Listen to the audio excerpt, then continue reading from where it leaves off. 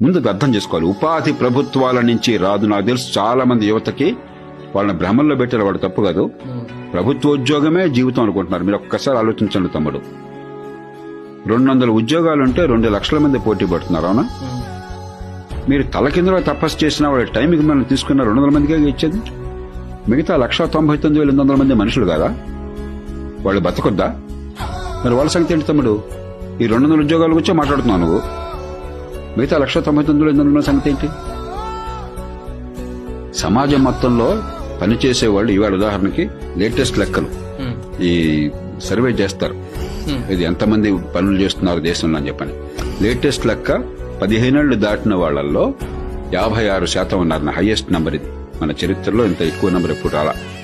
Working population మనది అంటే సుమారుగా ఒక 57-58 కోట్ల మంది. అంటే పని చేసే వయసులో 100 కోట్ల మంది ఉంటారు. ఒక 50